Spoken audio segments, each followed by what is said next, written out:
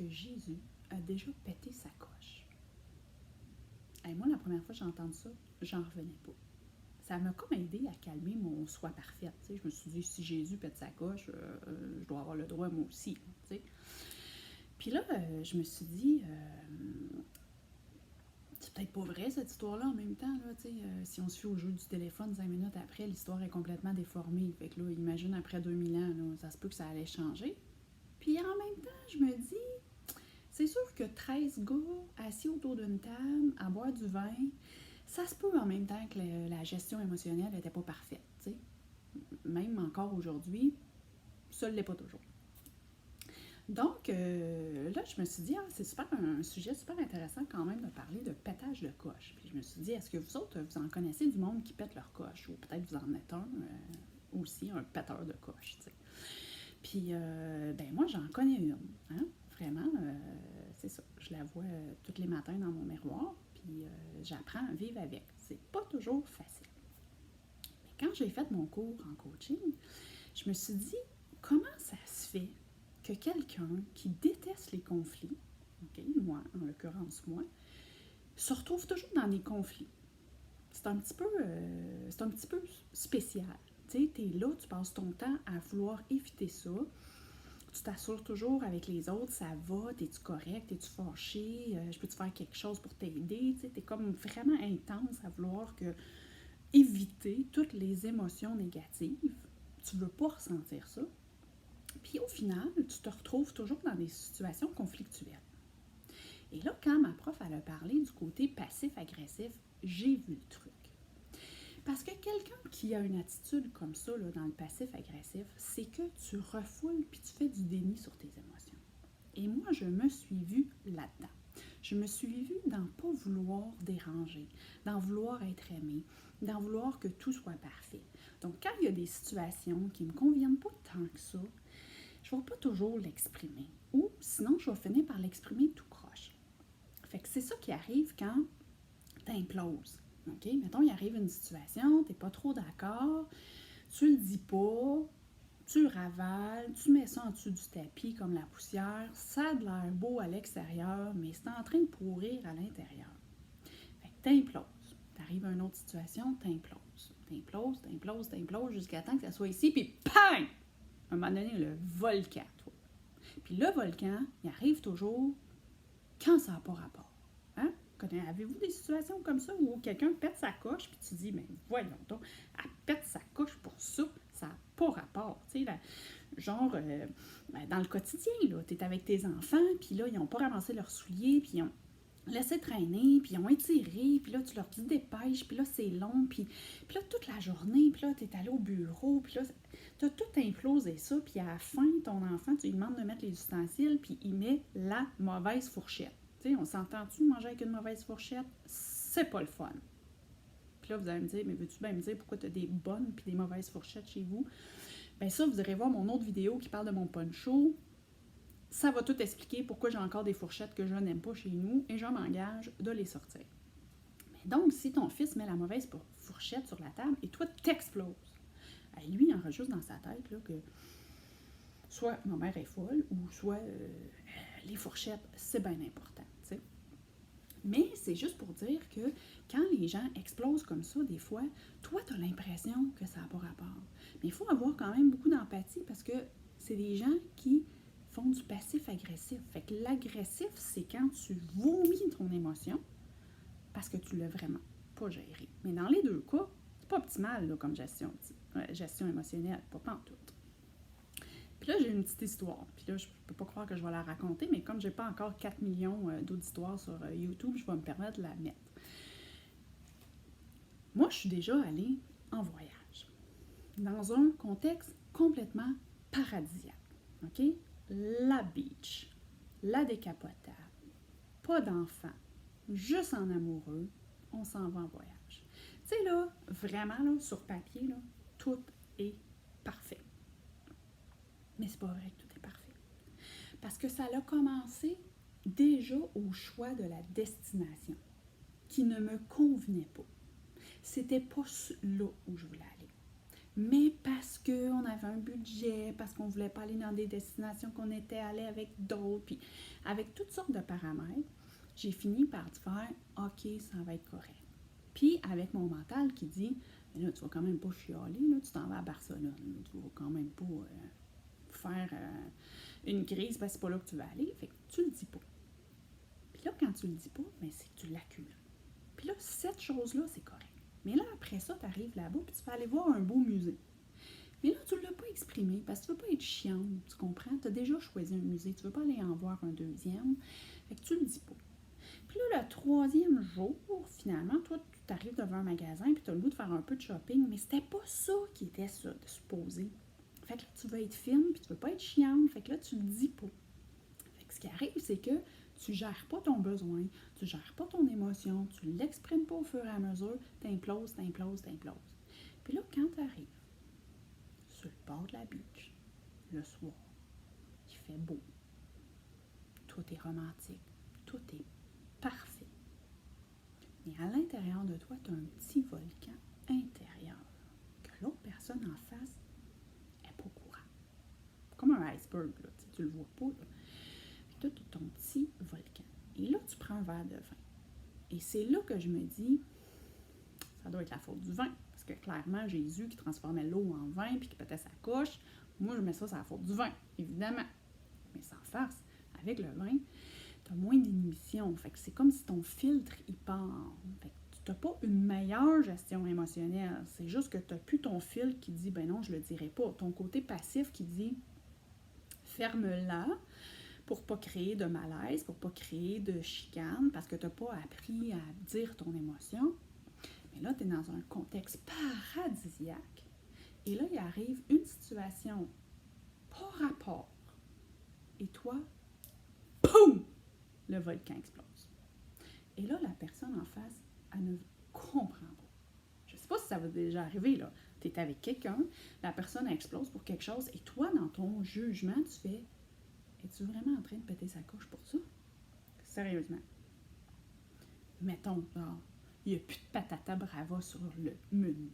Mais là, toi, là, t'en as marre de c'est pas la destination que tu voulais, t'as pas fait les activités que tu voulais, ça marche pas comme tu veux, puis en plus, dans le beau restaurant paradisiaque, il n'y a pas de patata brava. Ça te gâche une soirée. Ça te gâche pas juste une soirée, ça te gâche un voyage, puis ça te gâche ta relation aussi. Moi, finalement, mon titre peut-être aurait dû être « Les patatas bravas peuvent tuer un couple ». Mais sérieusement, là, c'est ça qui arrive. Puis là, vu de l'extérieur, là, tu te dis, voyons, elle est folle, là, elle pète sa coche pour des patatas bravas. Mais non, c'est jamais les patatas bravas, c'est jamais ce qui arrive là quand le volcan explose. Fait que c'est comme ça que les gens comprennent encore moins. Mais c'est juste que tu n'as pas été capable de gérer ton émotion au fur et à mesure. Si j'avais nommé, c'est pas la destination qui me convient. Si j'avais nommé, c'est pas le musée qui me convient. Si j'avais nommé, c'est pas la journée qui me convient ou c'est pas le restaurant qui me convient. Tout ça aurait pu être géré avec une belle communication non violente que je ferai une autre vidéo à ce niveau-là. Mais quand tu fais de l'implosion comme ça, puis tu pètes ta coche, littéralement, ça détruit tes relations. Et là, ce qui arrive en plus, c'est que c'est un cercle vicieux. Le lendemain, tu te lèves, puis là, tu te dis, j'aurais pas dû parler. Un jour, mon fils me dit, tu sais, maman, si Jésus, là, il n'avait pas parlé, là, peut-être qu'il n'aurait pas fini sa croix. J'ai fait, what? Là, je me suis dit, là, j'ai vraiment du rattrapage à faire sur oser exprimer sa vérité avec lui, là. Parce que lui, il a fait l'association de, si je m'exprime, je peux avoir des représailles. Si je dis ce que je pense, si je dis ce que je suis, je peux avoir des représailles. Mais moi aussi, j'ai fait ça. C'est probablement, puis là, d'où ça vient, on ne partira pas là-dessus. Là, des fois, ça vient de l'enfance, tout ça. C'est que si j'ose m'exprimer, je vais peut-être me faire chicaner, je ne veux pas déplaire. Et moi, j'ai déjà eu une amie qui est venue souper chez nous, elle va peut-être se reconnaître, et puis je lui avais servi des crevettes. OK? Et je lui avais servi des crevettes, mais j'avais acheté des crevettes où il y avait encore la queue. Et là, je la voyais, tu sais, comme elle essayait de le défaire, puis c'est correct, là, elle gérait son truc, là. Hey, moi, je filais pas bien en dedans. je filais pas bien. Hey, mon Dieu, d'un coup, elle m'aime plus. J'ai servi un repas avec des crevettes non équeutées. Hey, j'étais quasiment rendue dans son assiette à essayer de se défaire, tu sais, pour se faire comme, OK, elle va-tu revenir? Elle va-tu encore m'aimer? Mais c'est fou! Fait que quand t'es comme ça, puis t'as la culpabilité facile, puis t'as le je veux plaire, je veux être aimé, je veux pas déplaire, c'est intense. Parce que là, tu veux pas l'exprimer, là. Là, tu te dis, ben non, je vais l'exprimer, là. D'un coup, il est déçu, d'un coup, ça crée une chicane. Puis là, à vouloir tout éviter ta chicane, t'en crées une, mais une gigantesque. Et beaucoup moins récupérable que si t'avais géré le truc au fur et à mesure. Là, vous me dites, OK, mais on fait quoi avec ça? On fait quoi pour arrêter d'être passif-agressif comme ça si vous vous reconnaissez? Bien, premièrement, il faut comprendre c'est quoi qui nous déclenche. Okay? Tout d'abord, je vais y aller un peu de recul, une émotion. Okay? Une émotion, c'est un signal d'alarme. C'est comme ding-dong à la porte, ça sonne, faut que tu t'en occupes. C'est comme « Allô, il y a quelque chose qui ne marche pas ». C'est ça une émotion. Après ça, là, tout le giron mental là, que tu as, là, ça, c'est du sentiment. Il n'aurait pas dû pour ça, ça. Mais une émotion, là, 6 secondes, ding-dong à la porte, il faut que tu t'en occupes. Déjà, si tu ne réponds pas à la porte, ta gestion émotionnelle n'est pas optimale. OK? Fait que là, tu ouvres la porte, oui, bonjour. Alors ça s'appelle accueillir l'émotion. Après ça, c'est de comprendre. C'est comprendre c'est quoi le message qu'elle vient me dire, mon émotion. Et nos déclencheurs, ce qui nous déclenche, souvent, c'est pour 3 raisons. Soit que j'ai un besoin qui n'est pas comblé, ça, il faut que je le regarde. Soit que je suis heurtée dans mes valeurs, ou soit que c'est en lien avec une blessure non guérie. Puis si vous connaissez les 5 grandes blessures de l'âme de Lise Bourbeau, trahison, je savais que j'allais me mêler, trahison, rejet, abandon, humiliation, injustice. Mais tout ça, que ce soit les besoins, que ce soit les valeurs ou que ce soit les blessures, ça part tout de la connaissance de soi. Si tu ne te connais pas toi-même, c'est sûr que tu ne vas pas le savoir. 1, il faut t'ouvrir la porte. 2, il faut que tu te comprennes. Il faut que tu sois capable de t'observer et de dire, ben voyons donc, pourquoi c'est venu me déclencher à ce point-là? Et après ça, un coup que tu as respiré dedans, que tu as compris le message, là, tu vas t'en occuper. Puis pour t'en occuper, ben là, c'est sûr que la communication non violente, d'être capable d'exprimer c'est quoi mon besoin, je ferai une autre vidéo là-dessus, la communication non violente va t'aider à l'exprimer. Mais là, on est juste à la base de, es-tu capable de reconnaître, 1, ton émotion, puis 2, qu'est-ce que ton émotion elle t'enseigne? C'est quoi le message derrière cette émotion-là? Puis après ça, la gérer. OK? Parce que sinon, ce que ça fait, c'est que tu le dis pas. Puis moi, dans le passif agressif, c'est que j'implose, j'explose, je me sens coupable. Puis là, l'association mentale que je fais, j'aurais dû me la fermer. Si j'avais rien dit ce soir-là sur le bord de la plage, on ne serait pas rendu là. Ouais, mais ça aurait été une implosion supplémentaire jusqu'à temps que le volcan il sorte le lendemain à beach, ou dans l'avion, ou au retour. De toute façon, la gestion émotionnelle n'était pas faite adéquatement. Donc, pourquoi Jésus a pété sa coche? Je ne le sais pas. Puis même si j'avais l'histoire, est-ce qu'elle est vraie? Racontée 2000 ans plus tard. Moi, maintenant, est-ce que je ne pète plus jamais ma coche? Ben non, mais je reconnais mon déclencheur. Ce matin, je m'en vais reconduire mon fils. Et puis aussi anodin que ça, on a une rue où il y a un stop. Eux, ils ont un stop, moi, j'en ai pas. Mais toutes les autres rues, ils ont des stops. Fait que c'est sûr que les automobilistes, eux autres, ils passent. Donc, je me fais couper souvent. Ça vient me déclencher. Puis des fois, je l'exprime. Et là, mon fils, il dit, ben là, maman, tu t'exprimes pour rien, là, parce que dans le fond, lui, il t'entend pas, t'sais. Et c'est sûr que je vais pas débarquer pour aller lui exprimer mon émotion. On s'entend. Mais moi, je vais m'observer. Je vais dire, voyons, c'est quoi qui me déclenche? Ah, peut-être ma petite blessure d'injustice, tu sais, c'est comme c'est à moi de passer, c'est pas à toi, laisse-moi passer, tu sais. je me reconnais là-dedans. Après ça, je respire, puis là, je choisis. Tu sais, je ne débarquerai pas pour y dire que j'ai une place d'injustice qui n'est pas réglée, là, on s'entend. Là. Je vais la gérer moi-même. Je vais me gérer. Mais là, je la reconnais.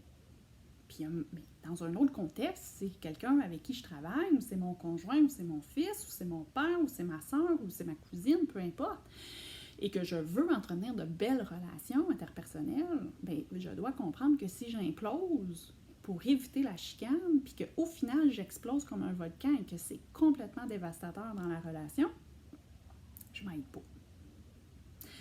Donc, accueille ton émotion, comprends le message, observe-toi, respire dedans, puis après ça, choisis ta réaction. Est-ce que cette réaction-là va aider la relation? Est-ce qu'elle va nuire à la relation? Et l'important, il y a une belle façon de l'exprimer, mais c'est important d'exprimer ses émotions, mais avant de l'exprimer, il faut comprendre c'est quoi notre émotion. Alors, j'espère que ça t'a aidé. Si tu penses que ça peut aider d'autres mondes, n'hésite pas à partager et tu iras voir mon prochain vidéo qui est sur la communication non violente, comment on l'exprime. Un coup qu'on a découvert c'est quoi notre déclencheur, qu'on s'en est occupé, puis que là, on veut l'exprimer, comment on fait. À bientôt.